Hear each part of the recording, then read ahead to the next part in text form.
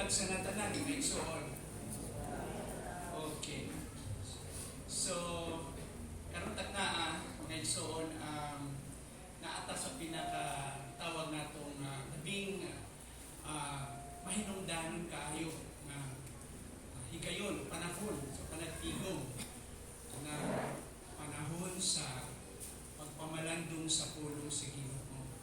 So, sa isang sa church liturgy, ang kumangutana katama nga ekspresyon nato pagsimba na, pag-awit, pagsimba, kanang atong mga ginahimo, the communion or the Lord's table is also part of worship. Everything we do as we convene is an expression of worship. But the most important part of worship, ang pinakalabing halangdon na bahin sa pagsimba, ang panahon sa pagpamalandog sa pulong sa Ginoo.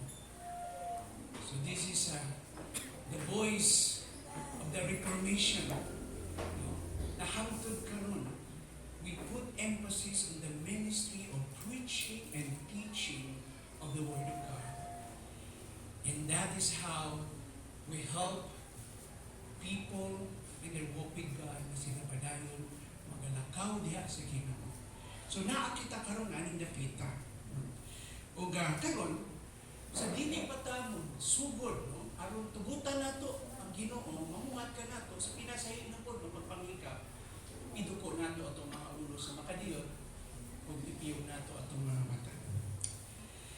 Labing halangdon nga Dios, salamat gayud sa imong kaluoy kanamo. Lord, out of billions of people in our own generation, in this very moment, Lord, we are one of those that you have been called, chosen, to be the recipient of your grace. Imo kaming tawag, giluwas.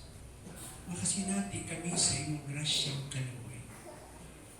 Nasayra na mo nga aduna di ay Diyos. O kini nga Diyos, dili lamang siya balaan, dili lamang siya matarong, kung dili manuluyon gayon. And we are thankful for that grace, Lord.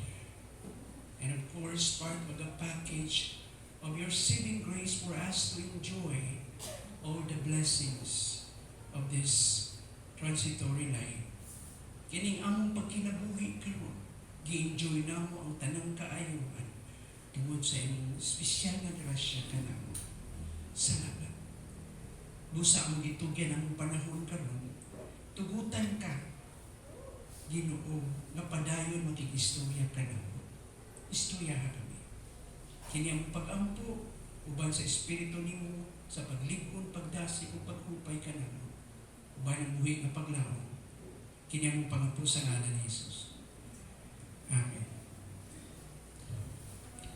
Exod, tuguti ko nga karon atong ipaday ng atong pagtuon, no? Dinhi sa libro sa buhat. We are now in Acts chapter 19, o nakita sa ikatupat na major point sa atong meditation. Kung inyong tan-aw mga igsoon, balikan lang natin, ano? Para padayon kining maong outline naka-program sa atong hunahuna. Mahibaw-an nato unsa toy atong treatment ani, unsa may atong gihisgutan. So a way of looking back to refresh us, atong kitagaan kabugaton dinhi ang kitawag natong kausaban nga bunga sa gahom sa ebanghelyo. So makita nato ang atong statement, the transformative power of the gospel. Ang ebanghelyo ang maong ato ang naghatod og kausaban o kabaguhan. So ang pangutana natin ito, unsa man tong mga yung tinuod gayud ng kausaban, no, nga ato makita, no, what is the genuine transformation and the enormous conflict, kasi naamay gitawag nato naka-entail o kauban niini nga maong hagit sa pagsunod sa Ginoo. Yes, tinuod ang ebanghelyo, usab og kinabuhi. But it does not come easy. There is always a resistance. Aduna usab yung gitawag natong another reality na sa atong paglakaw sa Ginoo, ingon ko nga, is not always smooth sailing, adunay mga pagsulay usab. But you know, yung conflict, yung pagsulay is also a tool of God, a God's instrument to strengthen us. Aron ligunon usab kita. Ug diha makita ang kinabuhi nga naa sa atong sunod. What kind of stuff are we really made of? You know, ang scientific study sa isang tree, kung usa ka kahoy ibutang nimo sa usa ka lugar, na kung diin kanunay siya maigo og kusog na hangin, kanunay siya ma-expose sa gitawag natong mga extreme climate. Ang maong kahoy naa siya gitawag natong defense mechanism na pag diya makabati siya sa kusog na hangin, okay, mo-develop siya o kusog. O automatic yung system niya, okay, maoy mo respond na mugawas katong gitawag natong mga gitawag natong portion sa iyang bahin wood. O diha ma-develop yung hardwood, no? Yung iyang trunk, yung body ng tree, mo-develop siya sa sunod. The strength is coming from within as part of the reaction of a force coming outside. And God has a way of using trials and testings well to strengthen us.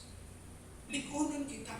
And discipleship, in reality, is telling us about God's school of discipleship.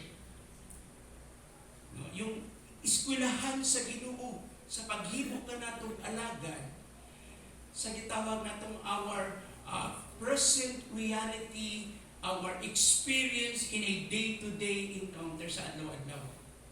Ito yung sinasabi dati ng pastor ko. God enrolled us in a university of life. Yung discipleship is not just a classroom experience. The reality of following Jesus, growing as a follower of Christ, true disciples, is when we engage in our real life experience in all aspects of or areas of our life. From personal, private life to your public life, domestic, workplace, wherever we are in our reach, in our influence and reach, God is working in us. And of course, through us as well, for us to become an instrument of Him. So, karon magpadayon kita. Tutukan nato ang Acts 19, 1-12. Gitanaw nato na siya nung una. Gitanaw na nato ang unang punto nga ato nakuha dito. Nga ang makausab nga ebanghelyo, dalang kausaban, klaro ang maong ebanghelyo. There must be a clarity of faith. The gospel must be complete, the entire counsel must be explained, ang tibuok Biblia may tudlo. That is why we are called full gospel. Pag may full gospel, ang tibuok na ebanghelyo. O dili lamang siya, yung technical term na si Jesus namatay, gilubong, nabanhaw, nikayab sa langit o bubalik. The 1 Corinthians chapter 15, we're talking about the gospel in general sense, the entire counsel of God from Genesis to Revelation. Na kung diin ang pagpadayag sa Ginoo masabtan. So mao kini ang punto din ni Paul, dili siya concerned lang to teach and preach the gospel, but to be understood clearly. So in principle, is telling us na kailangan masabtan kayo. Muna yung unang punto. Ikadwa, a bold teaching and kingdom proclamation.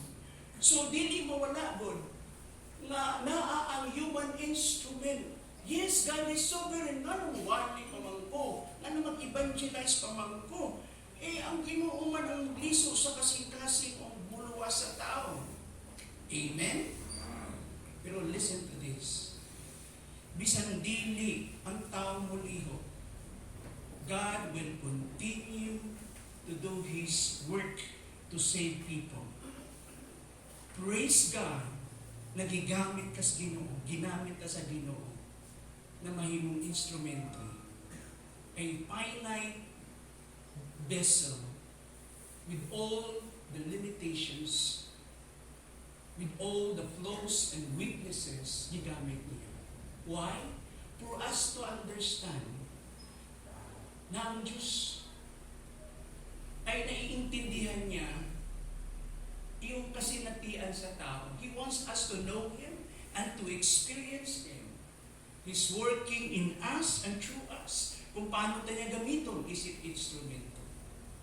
To continue to grow in our understanding of who God is. To be His instrument. You know, the term experience, alam mo sinati na ito siya. Kung dili lang ka na. Kung dili mga igsoon, there is this reward of obedience na ipanalangin ng Ginoo. That later on, ang Ginoo mo, ingon ka nato, well done, good and faithful servant. And there is this called the Bema judgment for all faithful believers. And you will give a due, ingon natong reward, blessing in return of your sacrifice, your obedience to God. So boldness in teachings, of course, is in the empowerment of the Spirit na ang balang Espiritu. Makita nato din gipuha ni Pablo niya kadasig. Ikatulo, this transformative gospel also tells us about that the bearer, he also persevered, na ay gitawag na itong paglahutay, perseverance amidst of opposition.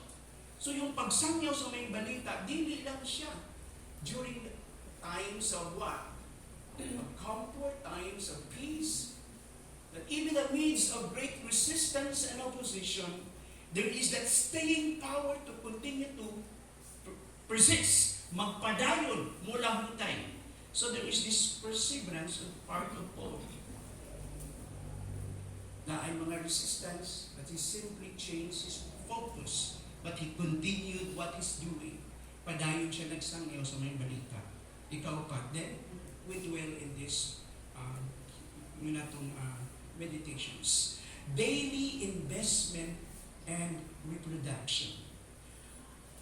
Ang pagwali, ang pagpaambit sa mayong balita, wala na human sa usa ka kasyon, usa ka pagwali.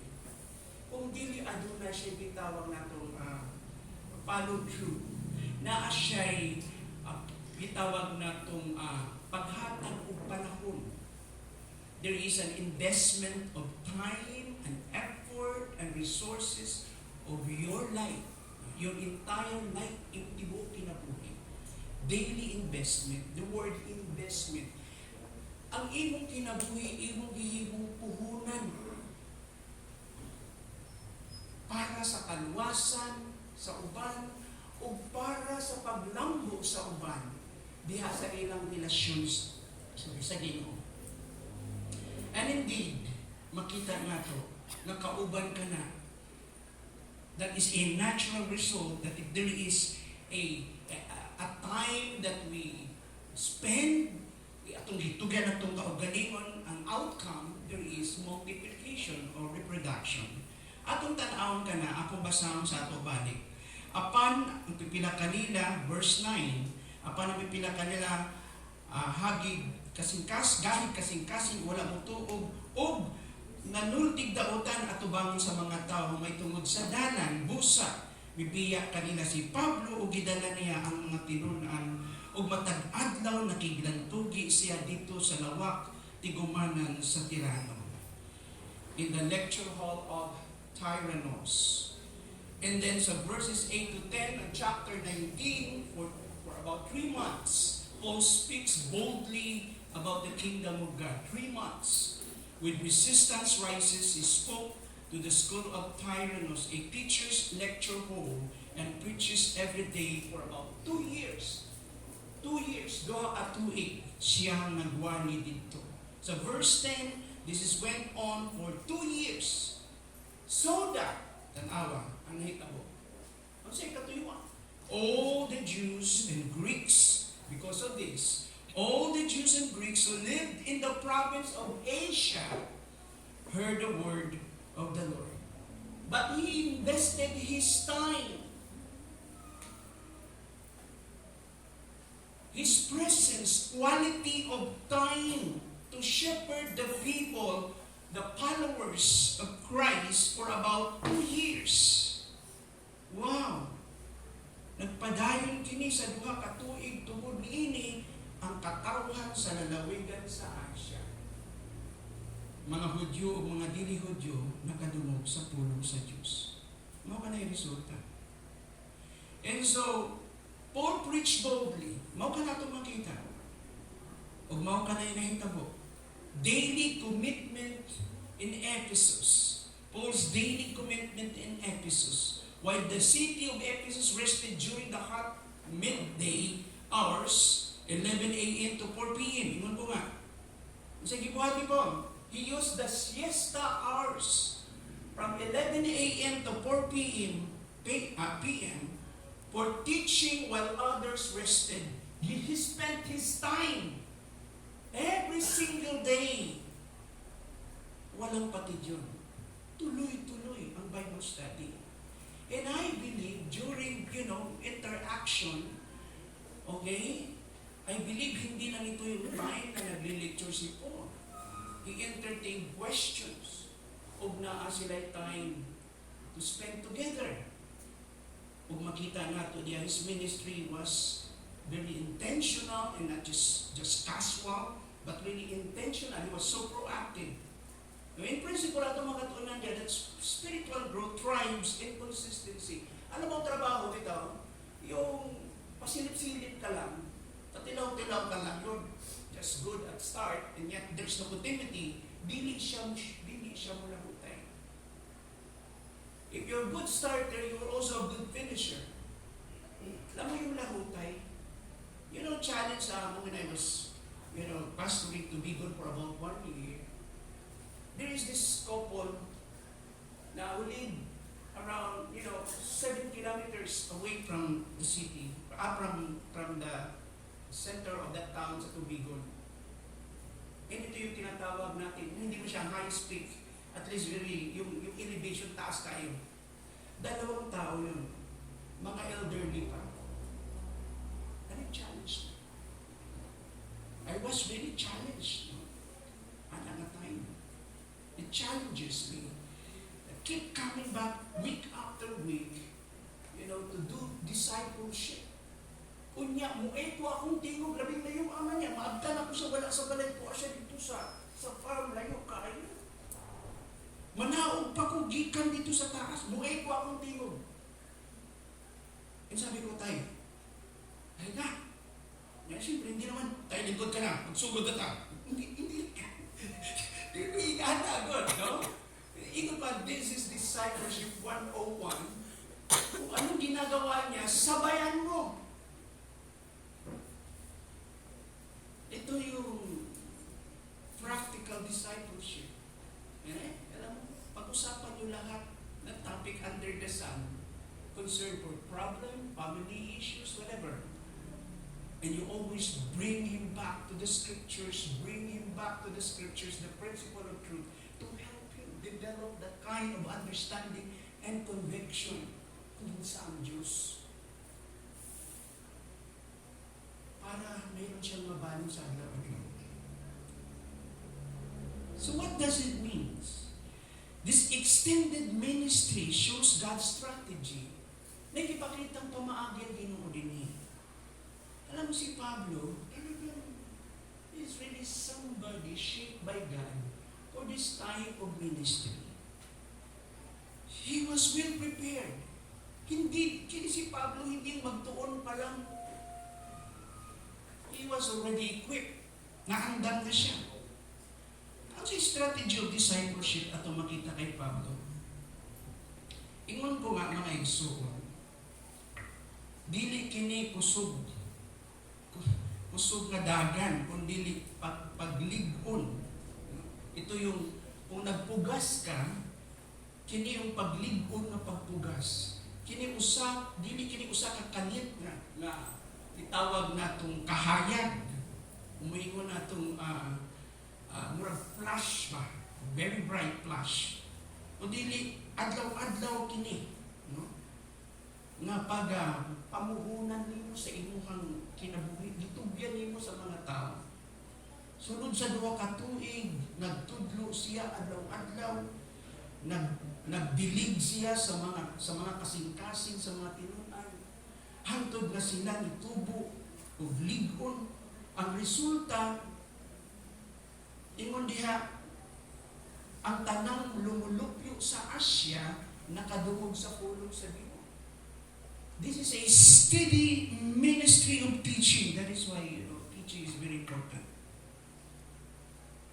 Wala ho church or local assembly nga mo survive not prioritizing the ministry of teaching.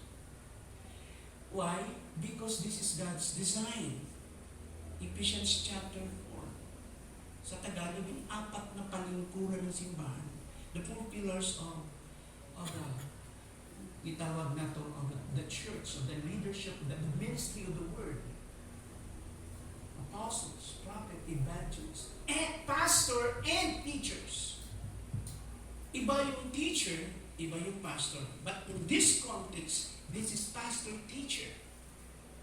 This is not fivefold, this is fourfold. The language conjunction yung and, derived from the Greek kai, pastor, kai, teacher. So this is pastor shepherding the church, managing the church with a priority job of teaching. And every time the pastor will teach, he will teach with a pastoral perspective. He will not just teach na nasa sa pulpito. Hindi siya nagtiteach lang to gather small group. The day-to-day encounters an opportunity to teach. Whether you are aware of that or not, nakabalo kang dili, is always investing his life, trying to help you, shaping your perspective dito sa Biblia. Pinapakilala niya ang Diyos. At hindi niya pinababa yung niya. Even a single moment, mga off-guarded moments nimo, you are always aware that you are ministering to people. You're teaching to people. Gatudlo kas mga tao. So Paul taught daily for 2 years, and all the residents of Asia and Turkey heard the word of the Lord. Mga itong makita niya mga igsoon. Na anong major premise? Alam mo, unang kuhaunin mo, ano ang major principle dito? Ang major premise dito mo ni, true discipleship requires consistent relational investment, not occasional preaching.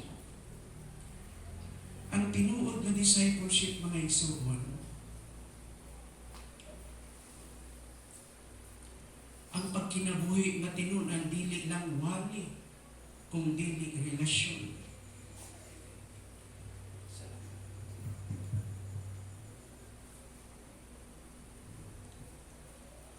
Iyahang gipadayag kini, kung atong tan-awon din una.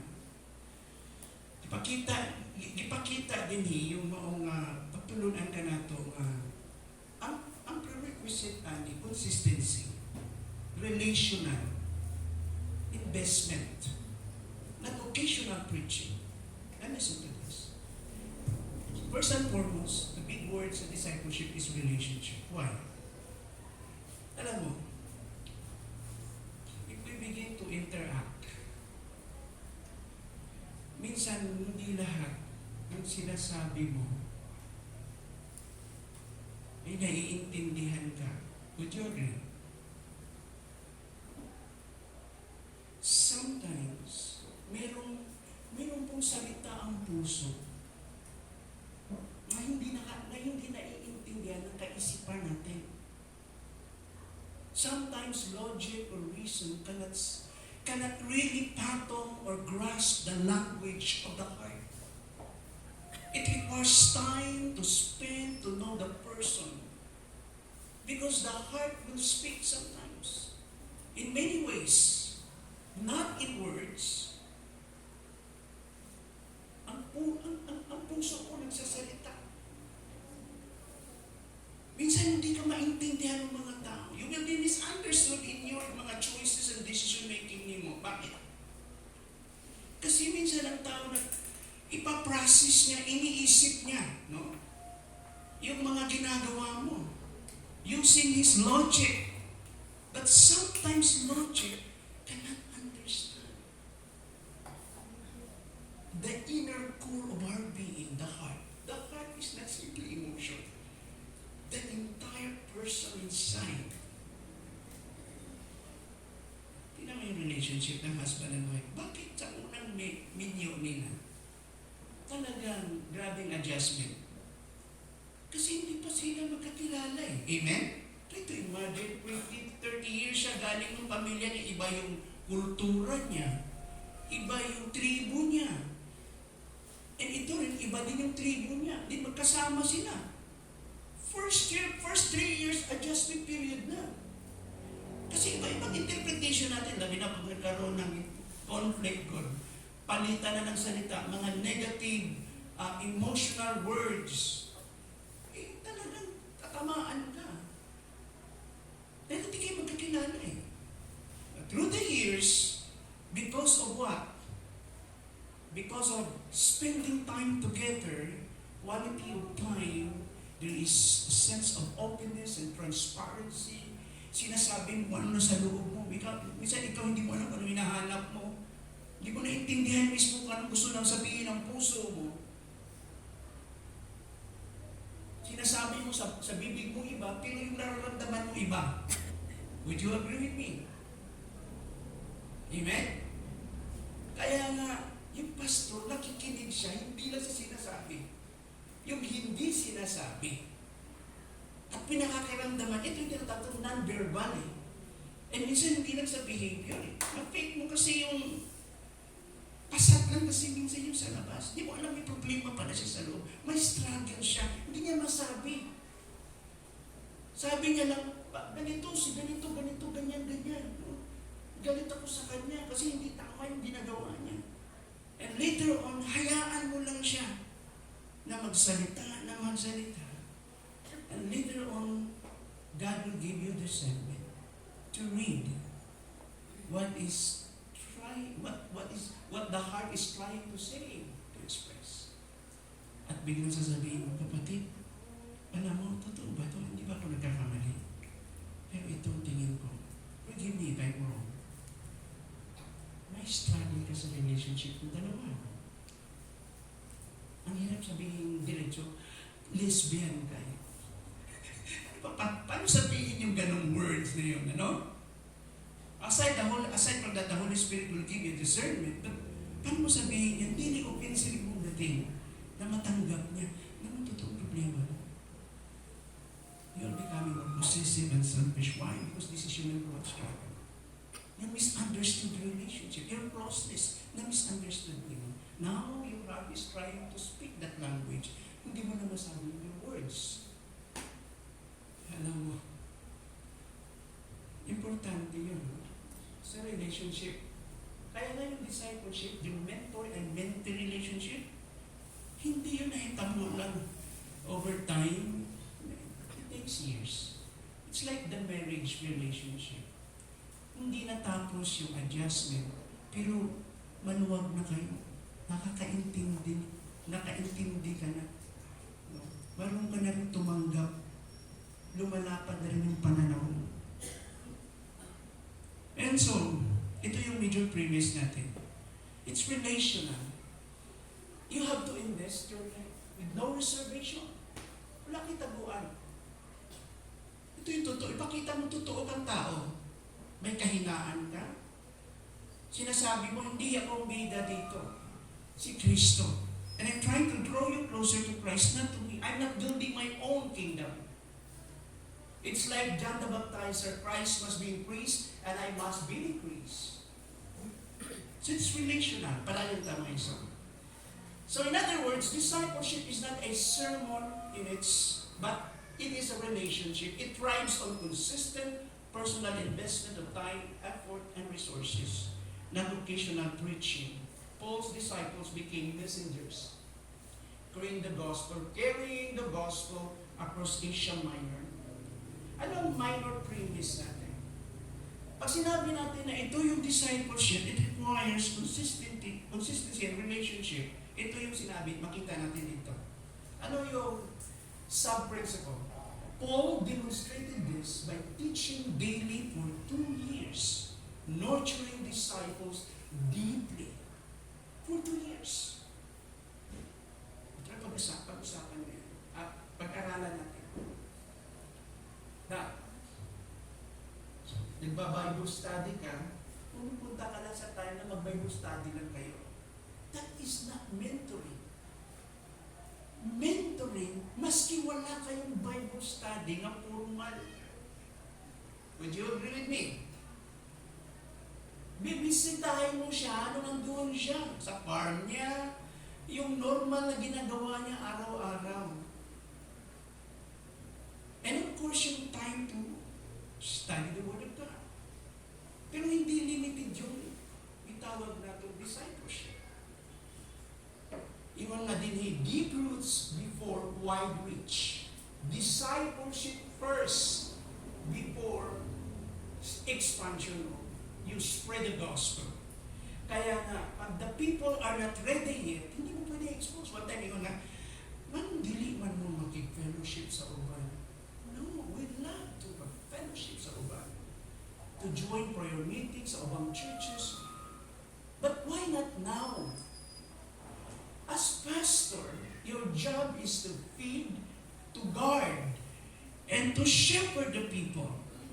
If they're not ready yet, kailangan mo muna silang i-anda. Kasi pag in-expose mo sila, parang anak mo yan eh. Yung anak mo, gusto mong bigyan siya ng space, certain level of liberty. Pero hindi pa niya kaya yung responsibility. Bigyan mo ulit ng magtawag na itong mga limitations niya.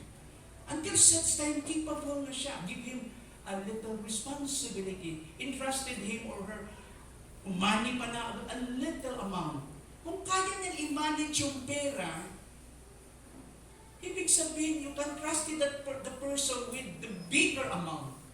Any responsibility, you can test the person, how he will perform. Paano niya i-manage yun?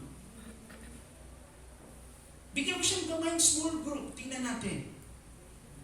Pag lahat ng Bible standing dinala niya, namatay, saan nanila? May have to make some personal inventory here. May problema nito. Titingnan mo yun in all aspects. Might be the person is not shaped for this, nasa yung potential or strength or talent or gift. Maybe wala siya sa kanyang lugar. Try to imagine, marunong pala siya magluto. Niya, ang pinatrabaho mo sa kanya, ano?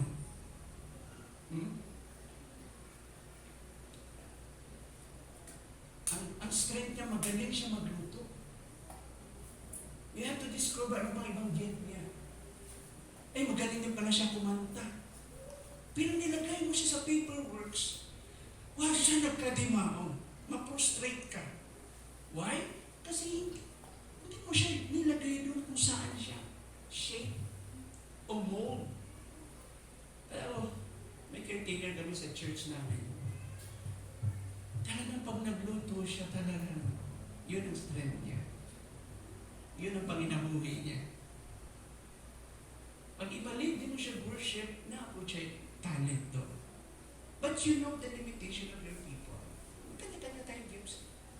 Wala naman sa imutanan ang gasa. So, ayun yun. So, it requires time. Sabi ko, hindi mo na kami join. Why? What if pagdating dito nun, dahil hindi sila equipped, may iba-ibang reaction yun. Hoping na yung gathering na pinuntahan nila can continue to provide the same safeguard of protection, that they continue to have the solid foundation of the truth. Yun na naman ang muli ng pastor. Sabi, pag alam ko na safe ka, okay, good. If somebody preaching, teaching the Word of God, and he is really not just gifted, but really anointed by God, and the track record, the testimony, maayo po, then I will send people, join that seminar, that conference, that will help us, enhance us sa atong paglako sa Ginoo. May bawani mo, the work is really, nato, successful. Pasagdani mo. Pasagdani mo sila lang mag-operate. Then you will see, okay, this is the weak aspect. Ito yung medyo kulang. I have to, double time in this area. Kailangan ako ni siya. Ganun yun. Pag nagdala ka ng tao sa relationship with the discipleship. So Paul didn't scatter seeds and move on. He dug deep, nurtured roots, and raised disciples who became messengers. The gospel spread because disciples were trained, equipped to carry it forward. Si Pablo, wala agad siya, nagpugas lang, minataw dahil. At tapos na ang trabaho, naghukay siya ng malalim, ng lawon.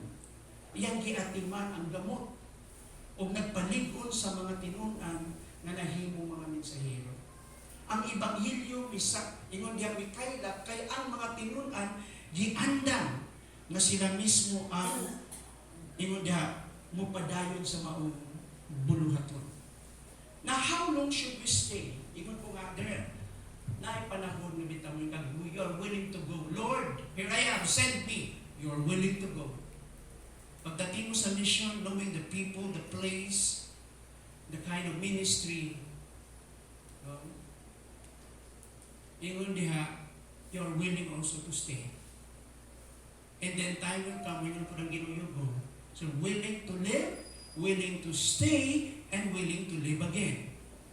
And that is the pattern of mission, of the apostolic work. You do the pioneering work. If not, you are simply, helping the church to grow. Then ang question, kanus aka uli? Kumuna ka, may job, my work now is done. It's complete. So the principle of staying, how long? How long should we stay in the city, in the town, or in the place? How long as the people keep coming or more, or until we have reproduced ourselves? Leaving behind local believers who are gifted, motivated to continue the work. But pasabot in short, kung capable na, makabarog na ang mga tao. In other words, stay long enough to grow roots and live strong enough to spread fruit. Palawang sa iyong gamot. Pero pag-abot sa time na namunga na, now this is the time to live. But you have to finish well. Pass the baton. Importante na siya. Yung pagpadala. Tanawa yung Paul's expanding circle. I'm sorry. Sa Acts 19, 8-10, Paul preached in Ephesus 2 years, di ba? Ang resulta, nidagaan sila. So, pasabot, Paul did not limit the gospel to one place. Si Pablo wala na nagtanaw sa Ephesus. Nagtanaw siya, asa kutob mukaylap ang may balita. Kaya nga, unsa man, nagpadala siya mga sulugon, mga alagad, okay, outwards, ingon diha, widening circles, towns, village, provinces. Nikaylap na sila. Di nila siya nag-enjoy, di nila na lang gudta. Okay, nag-enjoy na tadiri for second, third generation. Hanggang diri na lang gudta. Dili. Yung church, spread out siya. Nandun yung base, nagpabilin siya. Pero, notice, nag-spread out siya.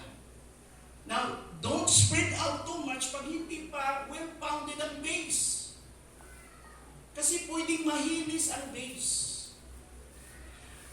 Arang Rabbi Banyan, pag you stretch it too much with so many ministries, you're so busy, your quality, to give, to do the same thing of doing discipleship will be limited na. labi na kulang kayo running out of personnel or workers, ikaw lang tanan. Nasubukan ko yun. Pero imagine 3 churches, magwali ka, 2 churches every week with your 7 Bible studies. Half of your day is prayer and study. Lahat ng ministry mo hindi afternoon. Okay yun sa sinugdanan. Pero maabutan tayo na talagang you will really burn out kung wala kay time to spend with the Lord, time to rest, time to maintain your focus. What is really the most important, Lord, is ministry o building up the lives of people, helping them to draw closer to you, mapadungo sila niya kanina. So, maokay yung mga igsoon. Now, this show the power of reproduction. One man empowered by the Spirit multiplied himself through disciples until the gospel spread like wildfire. Usa ka tao lang na, pero iyang panggunan ng iyang kinabuhi. Itugyan niya para sa pagpangalaga, para sa uban. Let's go to the fruits of multiplication. Tanaw ang fruit of multiplication. Tungod sa maong pagsangyaw ni Pablo, ug naghatag siya taas na panahon, 7 churches of Revelation, the book of Revelation, Revelation 2 and 3, emerged from this web. The 7 churches addressed in Revelation 2 to 3, Ephesus, Smyrna, Pergamum, Thyatira, Sardis, Philadelphia, and Laodicea, pastored by John at the close of the century, were established during the web of expansion. Nung si Pablo na, padayon nagkailap sa may balita kauban ng mga disciples, dito sa Asia Minor, natawag kining maong mga ministries, kining maong mga buluhaton. Next screen. Mao ka na itong makita yung ministry ni Paul sa Turkey. Now, ikaduhang makita nato, the communities of faith or the churches became lampstands shining Christ light. Nahimo silang kahayag. Notice, kaya ni-spread out ang word. We can find good result o the witness, the testimony, daghan sa ilaha, nahimo silang gitawag na itong positive force in their region, sa ilahang lugar. Principle. Ministry is not permanence or comfort, but presence or multiplication. Alam mo, throughout my life, for decades, yakot ko sa point where ko sa Ginoo, Lord, ito man yung akong ibuhat. Lord, sige na kong sugod. Ako na hindi ko maintindihan. Pag may simbahan tagilid, big or small, usahay na kayo isudan ng work dito, kuha ang kagalit. Pasa ka na ito sa uban. At ito kay padala sa laing ng simbahan. You know, ministry is not permanence for comfort. Hindi ka nang mangita ka ministry, ka nang mabot sa time. Okay, ka-enjoy na ko, diri na lang ko. No. Ang imong presensya diha is for the purpose of what? For the purpose of multiplication. It's discipleship. Alam mo, tanang mga ministry, sub-ministries natin, even this Sunday gathering, it's discipleship. Tanan na itong ibuhan. It's a discipleship. Hoping na kitang tanan gamiton sa Ginoo. So, ang ministry yung pangalaga dili pagpabilin alang sa kahupayan for your personal comfort. Kung mga tao okay, we are now in peace, okay na, dili na lang ta. Kung dili yung presensya nimo alang sa pagpadaghan. Discipleship must be intentional, proactive, structured with clear purpose, not yet organic and life-giving in its flow. Sino pasabot na ito? Nindot ng program. Nindot na ang naka-structure. Okay? Na ay stages. Yung curriculum, yung engagement sa training, wow, ginagawa ng mga churches yun. In fact, ang ba naapa sila gitawag na beginning, no? The beginners. Next na ay level 1, level 2, level 3. Mga ganong klase. Okay yun. Then very proactive ka, very structured. But we should not equate growth and maturity because we have so much ministry in the church. The result is organic. It's natural. It's the work of God. Trabaho ng Diyos ang mag-usap. Kaya dili ka angay ma-frustrate na kanang gibuhat na ako, tanan dinhi mo niya, maura gihapon ni ang epekto. Amen? Pag sa pamay kulang, Lord, sabi ng Diyos, hindi mo trabaho yung mag-usap mo kinabuhi. Hindi mo trabaho patubo sa tao. You are so controlling. You have no authority. Ang pastor, ang church leaders, wala silang authority. They're not lording over the people. Now, who has the authority of the church? Christ and the Word of God. The authority of the leadership of the church is simply delegated. But that authority derives from the Word of God. It's not innate.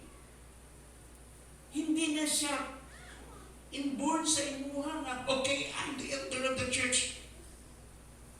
You must understand what an elder is. Because Jesus himself said, I come not to be served, but to serve. You have to understand the value of what? Of the coming of Jesus in the human skin, in the human body. The language of what? Incarnation. How come the eternal Son of God choose to live an ordinary man just like us and humble himself to the point of giving up his life at the cross? How come? Lisod-sod na. Alam mo, ito yung God, gikan sa langit na naugod. Gusto niya ma-experience o siyang nagawa sa tao in His beautiful creation. Gusto niya ma-experience yung limitation, yung pain, yung suffering. Though He remained to be the God of America in human skin. And He incarnate. Wala nakakilala ng Diyos eh. Ito yung Diyos karon naglalakad. Ano yung tinuturo sa atin nun? Yung pastor, yung leaders, intindihan na, we have to flesh out. You have to incarnate God. Ikaw yung embodiment. Ikaw yung unsaman. You have to personify Christ. Ipakita niyo si Kristo. So discipleship, no, is something organic and life-giving in its flow. It's natural. Kaya nga, hindi ko pa po yun. Kasi naiintindihan ko, wala naman sa akong gawin, wala sa akong otoridad. Ang ako ng trabaho is to share the truth, to share the Word of God. Trabaho ng Diyos yun. Hindi ko ako yun. Magkakasakit ako sa puso, mamamatay ko ng aga. Amen? Although you cannot detach yung frustration, habang tumatagal ka sa ministry, lumalaki yung frustration mo. Yun ang reality. You know, church is made of what? People of different what? Personalities and weaknesses just like me, just like you. Kita tanan na yung mga kaluya mo. Kaya na, ang church is, ano siya, inclusive siya, hindi siya exclusive. Pag nakakita kang igsuon mo medyo ka ana-ana pa, don't judge him. Don't make some conclusion. Kasi lumalakad pa yun, hindi pa tapos ang Diyos sa plano niya sa buhay ng tao na yan. Amen?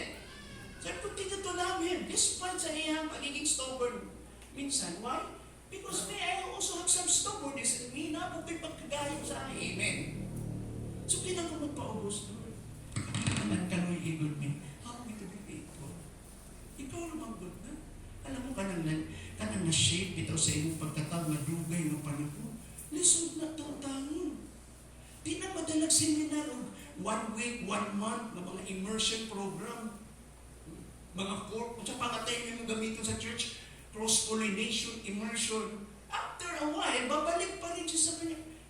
pa rin yung character ka, because this is a journey. So, yun yung steady, yun ang role ng pulpito, yun ang role ng Bible study, ng cell grouping, yung mga engagement na yun. Let's walk together. No? Walang iwanan. Anong problema mo? Samahan kita. Oh. Yes, mag-away ta minsan. So, hindi ka kasabot na mo, kung hindi kasabot mo. But wala nabawasan, wala nagwai ang atong relasyon, ang atong pagigubas sa usa-usa. We love you. And the pastor, church leader should have that kind of attitude. Dapat nakawired imong mind in anak. Kaya wala pa man ang humanag imong sa ato. And we help the people. It doesn't mean you tolerate sin. It doesn't mean you're not concerned with holiness. You continue to preach purity and holiness sa pulpito. You have to be firm, but at the same time, you are also close to the people. Intimate to the people. You do not keep distance. You continue to reach out. Nakapalan mo yung mukha mo. Dahil mahal mo sila. Hindi ako galit mo yung suwan. Hindi naman mukha ay karoon. Hindi ako galit. Ganyan ako yun. Amen ako, no? And so, true discipleship multiplies, teach others until they can teach others as well. Good pasagot. Pag hinayaan mo siya, sige na, ikaw ang tumayo, ikaw ang magturo. Okay, chapel hour ako. Sige na, sunay ko na yung small group. Wow! May na-discover ako. Naalala ko tuloy yung sa Medina. So, may chapel hour kami. Nung una, sige, para mag-test, sige, mga babae man yung iba. Dito lang tayo sa prayer meeting, prayer gathering. Sila nagdadala. Ako mismo na-amaze. You know, kung sa atin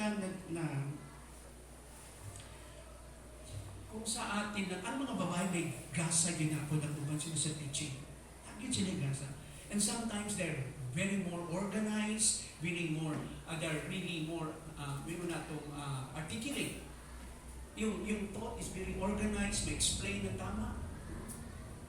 And marami doon ako. Alam mo kung sa sulang reading, kaya lang because we follow a direction because that is what the Bible taught us, that we understand. Kung mayroon ng elders o pastor na babae, maraming qualified na babae mag-teach. I tell you.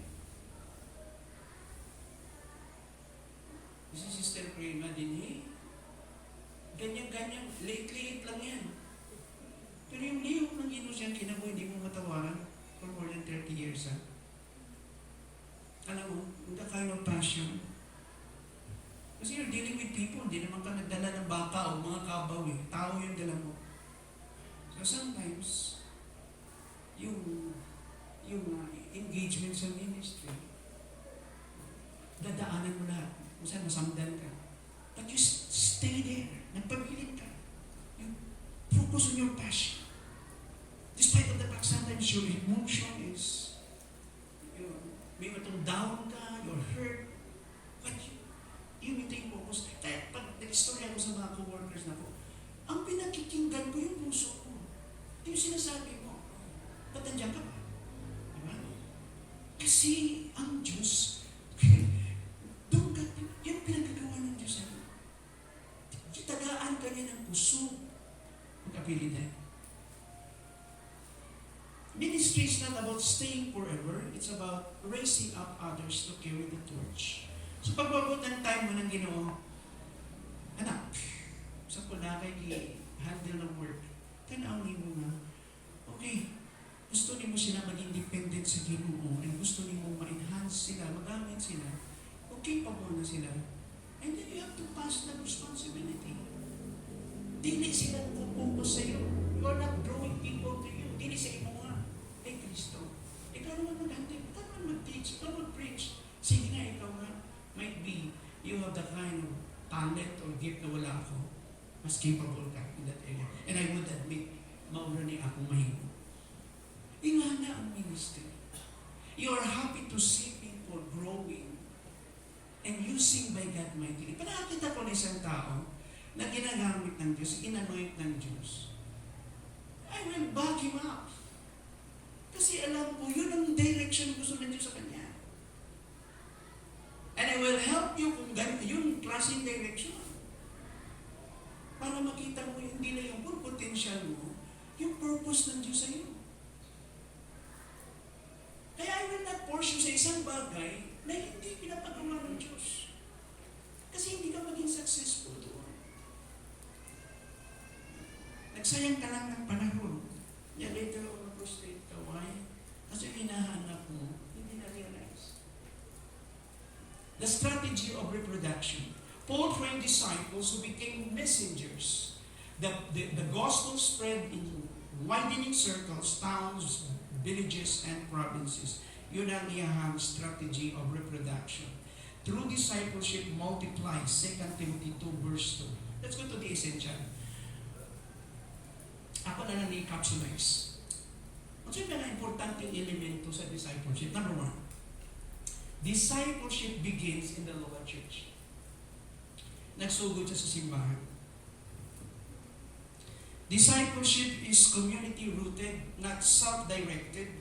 The local church is the soil where believers grow together. Ang pagkatinunan, nakagamot ka na sa komunidad, dili sa kaugalingon na direksyon. Dili yung ako lang no?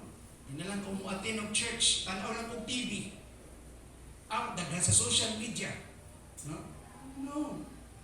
Una, dili ka mo grow if you are isolated. Hindi mo maintindihan yung galaw ng Diyos. Ano yung grasya ng Diyos when the people, begin to convene. Hindi ma-channel yung imuhang gift, tsaka yung talent mo. Yung commitment mo as part of the body of Christ, hindi magkaroon ng visible expression kung wala kay commitment sa isang local assembly, sa isang church. Sinasabi mo, I am a born-again believer. Of course, I am already part of the body of Christ. And yet, wala ka nang alagad sa Ginoo. Paano mo tagaan ng expression yung imong commitment sa Ginoo? Dito na siya sa local body. Ang local na simbahan mao, ang yuta, diin, ang mga magtutuo mo tubo na mag-uban. Magdasig,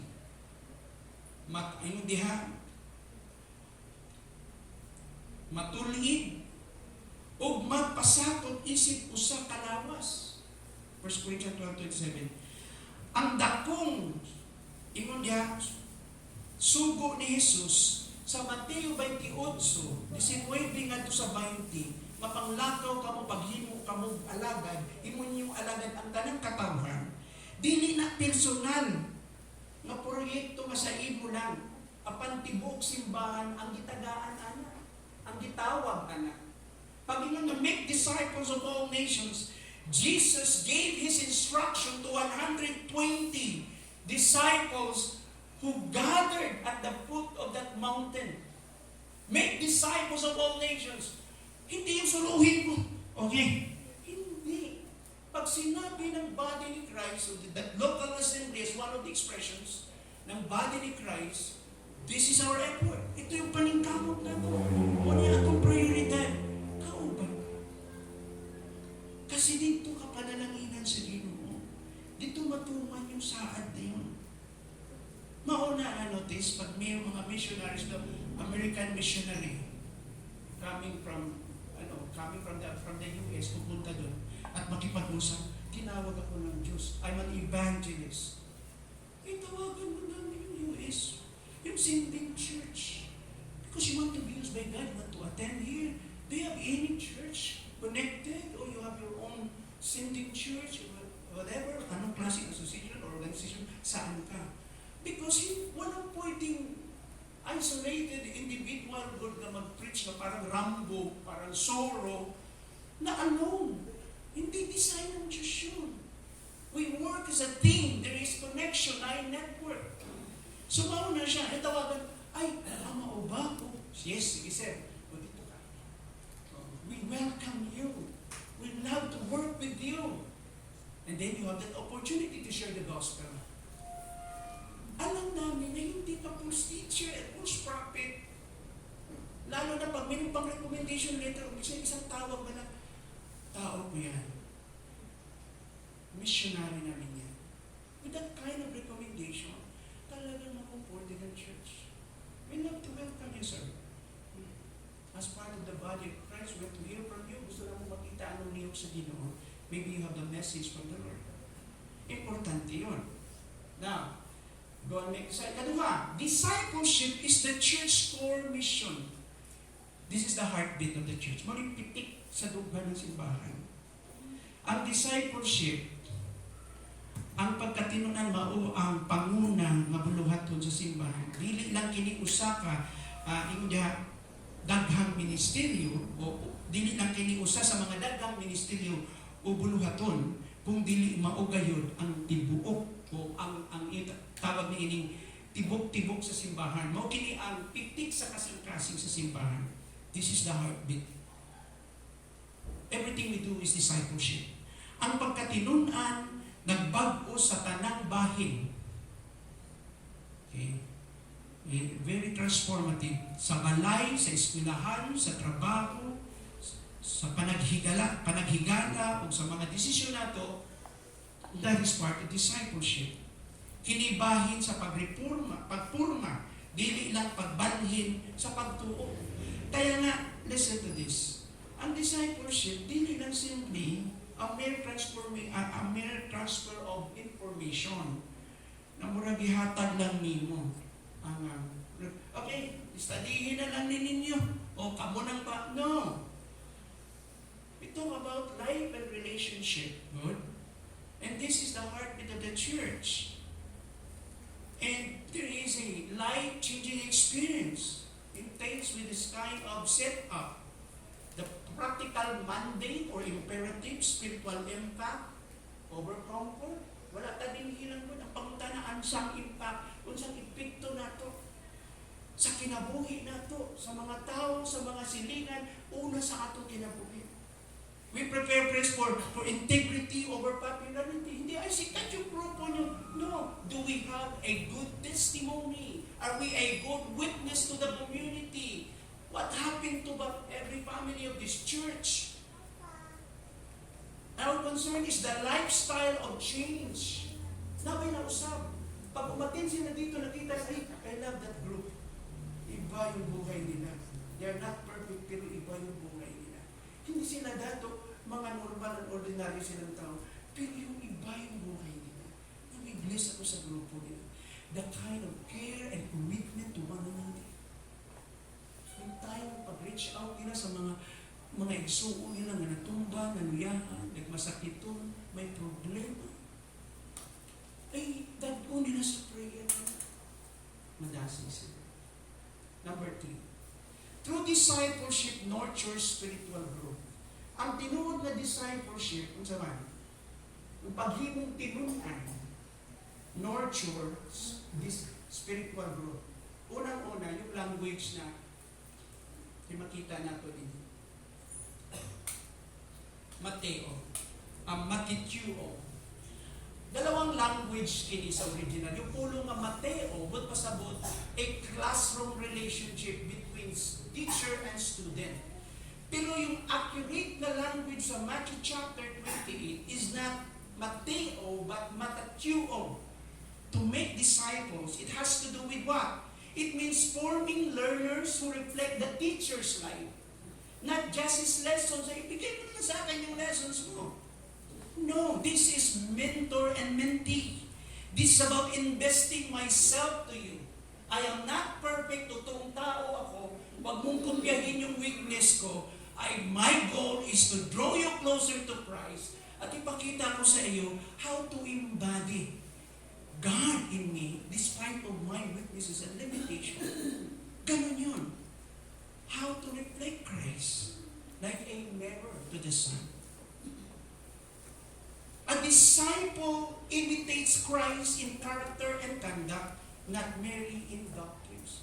Alam mo, may mga taong gagaling nila sa very solid ang foundations. Kaya nga, I love the story of the church, Lord. Yung strength and weaknesses nila. You know, the Puritans, the balance of the mind and spirituality. You know, people who are very rational and logical, you know, very solid in the doctrines, in the sound doctrines, at the same time, with spirituality, with depth, na ay lalim, the Puritans. And then the pieties, the likes of Count Zinzendorf, and many more. Alam mo, pag naluyahan ako, nagbabasa ako ng mga biographies, listening to the giants, walking with the giants. You know, yung author na si Warren Wiersbe, I think ang nagsulat yan. Just trying to understand them. They live in a different world dahil ang kalibutan kami ito. But I have to understand ano yung dinadaanan nila. Ganito sila, ganito yung conviction nila. So ang tanong mo palagi, mayroon pa ba kaming ganitong klase sa panahon ngayon? Help us, Lord. The Bible is eternally relevant. Help us to connect. Amen? Number 4, sunod. Under that, sa punto nato na through discipleship, nurture spiritual growth, C is, B is live the call first. Ba't pasabot? Ikinabuhi sa nimo ang panawagan. Before guiding others, embody first, personify first, express first the message. Show it. Buat pasabot. Bago ka may instrumento sa uban, ikaw man ang makasinabi. Ipakita niyo ang ang Diyos. Ipakita niyo ang Diyos buutan. Ipakita niyo ang ipanalangin ka sa Diyos. Pag nakita sa mga tao na bisan walang pakaka-istorya, ang imo kinabuhi na mismo, ga-istoryang daghan, your life itself speak volumes, then they will follow. It's like a magnet. You will become more attractive. Not because of you, but because of the glory of God in you, na muhat ang Ginoo. So Paul's ministry was spirit-empowered, not personality-driven. Tanaw ang 1 Corinthians 2:2-4, kasi problema nila. Kaya sabi ni Paul, pumunta ako sa inyo dyan, wala ko nagwali sa mga maayong pulong ng mga hinasasan. I did not come to you using eloquence as a good articulator like your sophists o mga philosophers of the Greeks. I came to you with fear and trembling. But I came to you not only that, but with the Spirit power, with the demonstration of the power of the Spirit, so that by this purpose, your faith might not rest in human wisdom, so that you will not be personality driven, personality focused, but rather your faith is rested in the power of God. Alam mo, mali yung ministry kung ang bida ang pastor. Ang bida yung tradisyon ng simbahan, ang brand ng simbahan, ang leadership ng simbahan. We are wrong. Kasi si Pablo, one of his philosophy niya of ministry, ito yun, 1 Corinthians. Ay 2 Corinthians kanina. Dini ako kung atong tanawon kini sa 1 Corinthians 2, when I have still time, ingon ko nga, sa dili pa bagagiya sa uban, dili pa kita mo giya sa uban, mo disciple sa uban, ipakita una ang mensahe. Ang ministeryo ni Pablo gipuno sa Espiritu, dili pinasikat sa personalidad. Ikatulong. Under that, avoid personality-centered discipleship. Alam mo, you study mga big churches, mga traditional churches, daghan kaayo from marami nang giagian. Yung mga tagkugay simbahan, I will not name names. Mga traditional churches talaga nga tagkugay, mainline denominations. Ang uban, 100 years na. Dugay na kayo, pero daghan na silang giagian. Nandiyan pa rin sila. No? Yung iba naman mga hybrid ng mga churches, independent churches, na dito sa Pilipinas lang, ay mga mega churches, saan karoon mga dagko kayong mga simbahan. Yun ang isa sa mga problema usahin natin. Isa na katunan ko, lesson in the past. There was this great evangelist It's very good. No? He's coming from yung orientation niya from the Assemblies of God. But he was very good when it comes to the Word of God. No? Alam mo, he's somebody na very charismatic. Pag nagwali siya, muhila ka, mukatawa ka, lahat ng emosyon na, hindi siya pareha sa uban mga healing ministry, hindi masyado doon. Hindi masyado doon sa gitawag na itong mga, yung extreme ng Pentecostals. Hindi. Mga healing, mga, we are open to healing. We're open to miracles. Do you believe na karoon na apay milagro? Yes, we are open. We embrace that. Pero ito yung sikreto ng tao na ito. It's very powerful sa pulpito. Ito yung hinungdan kami na doon sa Ginoo. Way back 1980, 1981. 1982, nagsugod ang Bread of Life. First, 120 kami. Pero bago nagsugod doon, sa television kami una. Because of that great evangelist. The Swaggart Ministry. Alam mo, masyadong na-magnify na yan. Yung pangalan, yung apelido na yan. Yung mga tao nakatingin na sa personality, ito yung nakakatakot doon eh. Pag nakatingin na ka sa tao, nakalimutan mo na instrumento lang, yung servant lang yung sa Ginoo. So you have to avoid personality as centered discipleship. Nakakatakot yun. Later on, boom, hagba. I think 1983, 86, o 89. Boom. Sumaw na siya. Then, ang chikunto na ko din, na ay consequences kung gato tanaw ka sa tao. Pag ang tao tanaw niya, nasa paugaling wala sa Ginoo. Diyan ito mo. Misuse authority, division and immaturity, losing sight of Christ's supremacy. Sigot pa sagot. Una-una, na misuse niya yung authority. No? Ang siya gisulti din eh. Tanaw 1 Peter 5:11. Dili sa hari-hari nga pagdumana kanila, nga gipiyal kaninyo, kundili ingon nga mga palig-ingnan nga ingon diha pag-aawaton sa panon. Ang i-address din mga elders sa church. Yung mga elders sa church, ang pagdala ninyo, dili yung maghari-hari mo. Sabi pa nga sa Message translation, not boastfully telling others what to do, but tenderly showing them the way, the example. Kaya ang NIV sabi niya, not lording it over those entrusted to you, katong mga gipiyan sa imuha, but being example to the flock. So, it's about servanthood. By elder ko ha. Okay, ang mga trabaho diha, hindi ni manager ng isang secular company. Nabusi yung dating mo. Alam mo yung test ng leadership is servanthood. Amen? Amen. Na hindi ako simple diha. Kasi kita ka ng tao lang pa. Makakatakot. Kaya palagi na ako ibutang sa ako mga Lord. Ikaw may among Ginoo din. Ikaw may among magbalagay. Ikaw ang bida dito. Yung ano yung autoridad, Lord? Di mo kung Jesus kinabuhi din na. I'm just simply doing my job. As long as I teach the Word of God clearly and accurately, help me. Ito naman yun. Kailangan ako i-remind ang kaugaling mo na time to time. Maka-entertain ko na yung ibang butang. Labi na yung tao, natay tendency. Ako'y naghago. Ako'y nagsakripisyo. Luwi-luwi na ganito. Amen? Hello? Almost done.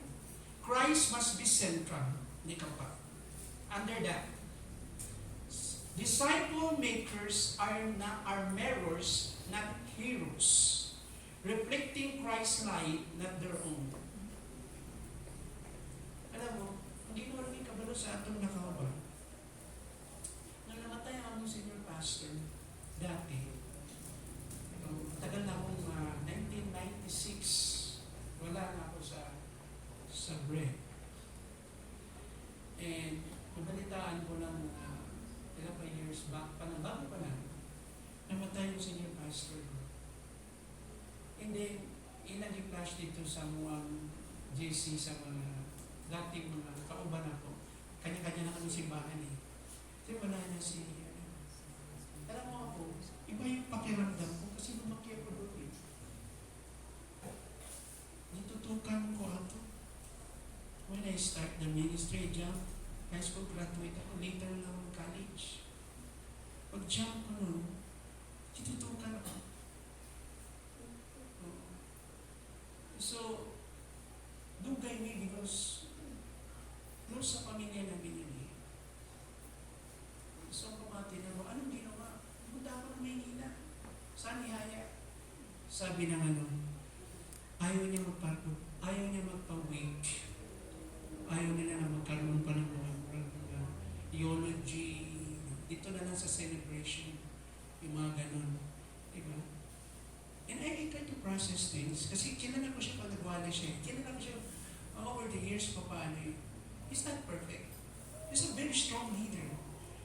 Hindi magkaroon ng mga ganitong klaseng fruit. Ubunga sa LGG.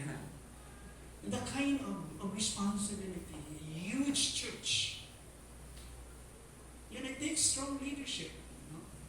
Binigyan siya ng mga tao din ako sa capable. Pero pag sabi niya, ayaw niya magpa-wait, ayaw niya magpahaya, ayaw niya na may mga theology, iniisip ko din, meron isang statement doon. Kami sa isang atot ang statement gigikan sa isang man of faith sa church history, dito, na ganun din gusto niya mangyari. Alam mo, isa sa mga butang na ako ayaw ng tao na nakapokus sa kanya. Ayaw ng tao na siya yung makita. Siya yung mailibig. Sabi ko, for the last moment, hinahanap ko siya. Tinitipan ko ng Facebook ito. Alam ko, mas yung mga karaan ng mga pastor, may Facebook siya. Wala. Ano ba ito? Hindi naman siguro siya amis. Ako lang na. Hindi siya murang anti-modernist. Hindi naman, no? Pero, he's not somebody like that. Alam mo bakit naging pastor mo ng Cavite? It was him who confirmed. Alam mo yung ba't ko yung dadaan ka sa ministry ha? Yung testing ng panel, bago ka tanggapin, mag-apply ka, na official ka one of the rosters. Ba't ko yun? Ang trabaho kasi doon, sige lang ko na open ng ministry, pag wala yung pastor, padala ng pastor. Nagtrabaho na ako. I thought I was a church planter and an evangelist. Sige, open ng church. Okay. Cavite, Alabang was born, Novaliches was born, pero it was a product of prayer. Fasting and prayer. Wala sikreto nun. Wala mo alam ang study. I just jumped the ministry and preach. Wala pa akong ito na ng pattern of homiletics nun. The only thing I knew, God is working in me. Pero nag-ampo ko.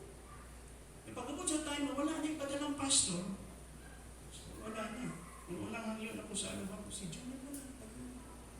Ay si Mel na lang. So he was our first pastor in Alabang. Then later, the other one. So, Novaliches din. I asked another pastor, nagkaroon ng pastor sa Novaliches. The next time around, we opened Cavite. We asked again for another pastor. And Brother Butch said, wala. Si Bob na magpastor dyan. And that was the signal of Michael. I jumped the ministry because somebody confirmed it. And I knew na ginugaling ko. Since then, wala nang linunan yun. It was about 4 decades now doing ministry.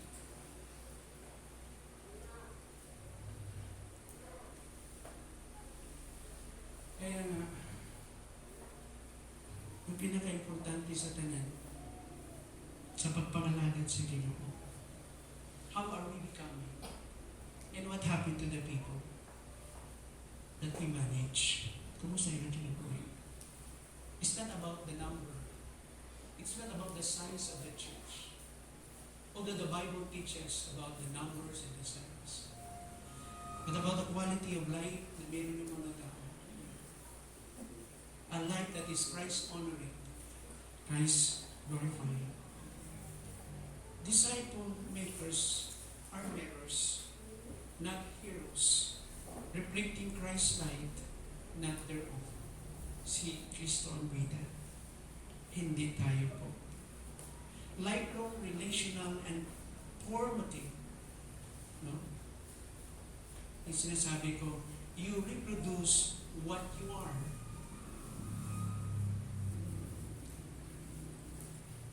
Kung ano yung congregation, ibig sabihin yun ng pastor nila. You reproduce what you are. Sabi nga, like father, like son. Kung ano yung leadership, yun ang bunga ng congregation. Programs don't make disciples. Relationship do. Growth is gradual, costly, and deeply personal. Ihatag mo ito. True discipleship means living like Jesus every single day. Building up real relationship, friendships, learning with mentors, staying accountable, and living from a heart shaped by Him, by God. I think that's enough for this morning. Alam mo, church is composed of people of different colors, people of different races, make disciples of all nations. And the outcome, Jews and Gentiles came into faith. The gospel break down the ethnic barriers. So ang simbahan is a composition of different people. Hindi ito parang the local assemblies just of Black Americans or purely Filipinos. We are part of the entire body of Christ. The entire body of Christ is consists of many kinds of people. People of all colors. Iyon ang church. And makita natin pag-spread out ng Christianity. Jews and Gentiles. Alam mo, hanggang dito lang ako, I will not expound so much on this. I think ang pinaka-importante na naiintindihan na ito, na ang church is like a living mosaic, different colors. You know, yung mosaic art, yung made of different colors, different personalities, and doon nagtapok, lain-laing kultura, lain-laing tribo, lain-laing pinulungan. Different colors, but one masterpiece of grace, created by God. Kitang tanan, gibuhat kita sa Ginoo. You know, sa Ephesians 2:14-16, for He Himself is our peace, who has made the two groups one, Gentiles and Jews, and has destroyed the barriers, the dividing wall of hostility. So Ephesians 3:6, this mystery is that through the gospel, the Gentiles are heirs together with Israel. Members together of one body, sharers together in the promise in Christ Jesus. Ephesians 4:4-6, there is one body, one spirit, one Lord, one faith, one baptism, one God, and Father of all, is over all, and through all. Bakit one? Because Christ is not only for the Jews. Salvation is not only for the Jews, but for the non-Jewish community, including us at the time. A gospel message strong enough to reshape an entire province, like what happened in this case, fulfilling the church mission to make disciples of all nations. As I end, nakita kami I was invited sa isang afternoon. In one afternoon, my family and I were invited for lunch at the mall in Cagayan de Oro. Nibitahan kami ng amigo na common friend. So to our surprise, nung dumating na kami, seated at the table was our former head pastor from Tagbilaran City. Nag-meet kami yung dati na ako, head pastor namin dati. As we shared food and fellowship, I leaned in and asked about his ministry. Kumusta yung ministry mo, sir? Alam mo anong sagot niya? His eyes lit up and he spoke with all the excitement. Ingat siya. Is now doing ministry in Australia and Canada, raising up Asian missionaries, especially Filipino pastors, to cross cultural boundaries. Very challenging. His vision is not limited to ministering among Filipino diaspora. It is to equip Filipino to effectively bring the gospel to people of every color, every language, every culture. As I listen, the weight of His calling pressed on me. Yung pinapakiramdaman ko yung klase ng panawagan meron siya. Talagang mabigat. You know, yung mind is very mathematical. Kinikwenta ko na kaagad. Kung dito ka lang tinawag sa Pilipinas with all the preparation to be equipped, you have to be ready with all the foundations necessary.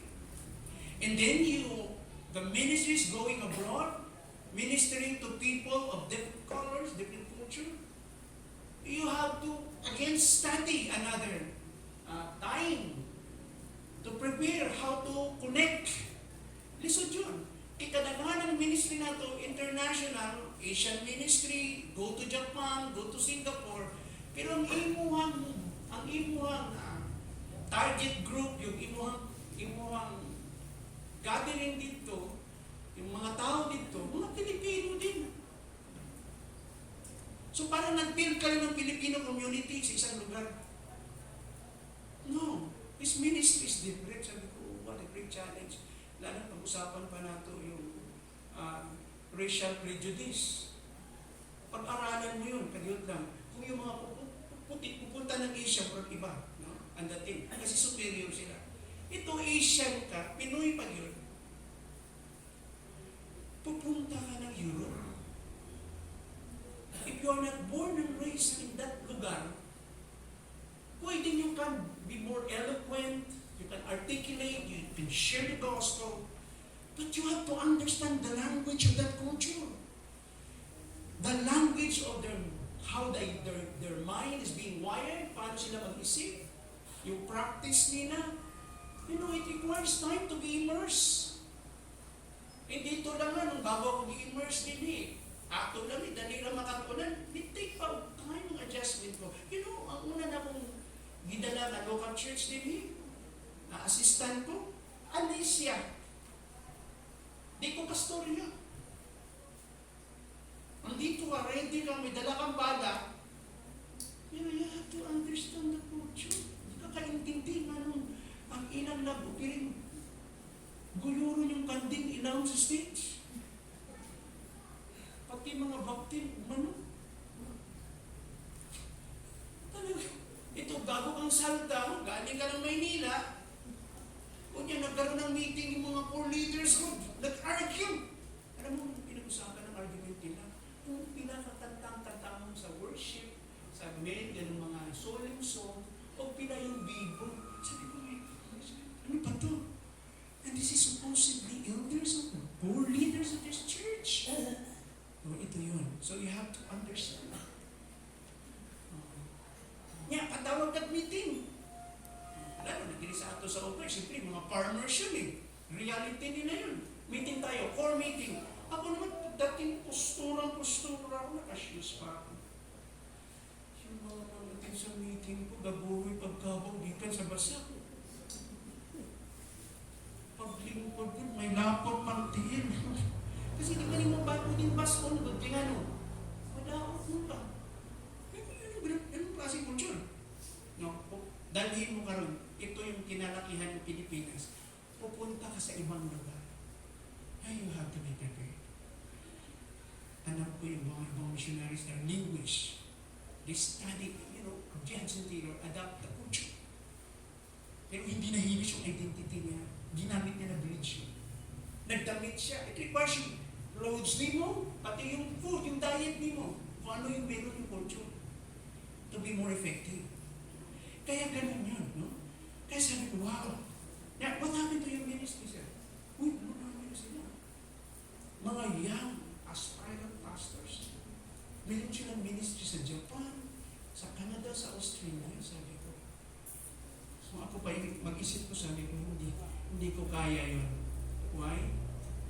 Because you're shaped differently. Mayroong iba para dyan. Pero ganun klase. So yun ang sinasabi ko. But this is not just simply to teach. You have to invest your life. Alam mo yung force, saan galing? galing yun sa relationship niyo sa Ginoo. Your commitment. You must really, may mo na ito, gakalayo ka sa Ginoo. Sa inyong pagpanganak. Na anong connection sa ato? Mga iso. Ano yung danaan ko nung din? Manong gabalik-balik na kada Domingo. Anong naatay mga kalimutan? Kasi ginapanday na ito kinabuhi. We walk together. We grow together. Amen? Padayon kita. Let us pray. Ginong Diyos, salamat sa grasya niyo mo karong taknaan. Padayon ka mamuhat ka naman, O Diyos. Ang butang ay mong gisugdan na maayo sa among kaliwala sa among kinabuhi. Among ginauman na imong ipadayon higpiton kiniyang sa imong pagbalik. We are now in the third generation of this church. And we are thankful for many things, Lord, that you have taught us. Daghang butang na among katunan. In our experience, Lord God, to walk together as a community of faith. Salamat sa mga pamilya, salamat sa mga ginikanan, salamat sa mga anak Ginoo. Lord, nagpasalamat mi dako in this kind of setup that we have. The leadership, the head of ministries, Lord, the pastoral staff. Lord, you draw us together, Lord. To continue, Lord God, to fulfill that mandate, Lord, of making disciples. Help us to affect more people in this community. To continue to spread out, Lord God, your love, your mercy through the gospel to this community. Ang pagampo, Ginoo, mga i-translate na mo kini ang maong pagtulungan sa adlaw-adlaw. Lord, tanang butang na amo nakatunan sa imong pulong. Tagaay mi Ginoo ug Lord, katapos og interpretation ini, masabtan na mo padayon sa pag-agi na namo sa among mga realidad. Because we know that your truth is really applicable and relevant in our day-to-day. Address all those areas of our lives that need, Lord God, Lord God, your attention, your blessing, your provision. Strengthen us, Lord. Karon tandaan, Lord, akong gihatag kanimo ang matag usa gitugyan kanimo. Hikapa kami sa among mga gikabutangan karon. Hikapa kami. Touch us, Lord, from where we are. Touch us. Hikapa kami. Nakakita ka sa among kasikasi, Ginoo. Tagpuan kami. All our prayers, all our petitions, being presented this morning. O among giangkon karon ang pinasahig nimo nga lihok, Lord, ang imong pagtagbo sa among panginahanglan. Among giangkon kadagugan bisan ka. We pray for healing for every sickness and disease being presented. We pray for a demonstration of your power, Lord, for wisdom, for protection, for guidance, for fixing relationship. We pray even right now. We ask this in the name of Jesus Christ. And Lord, bless our witness all throughout this week and bring us back to give you honor. This is our prayer in Jesus' name. Amen. Let us all rise at this point. The Lord bless you and keep you. The Lord will cause His face to shine upon you and be gracious unto you. The Lord will lift up the light of His countenance and He will give you peace today and forevermore. In the name of the Father, the Son, and the Holy Spirit. And everyone will say, Amen.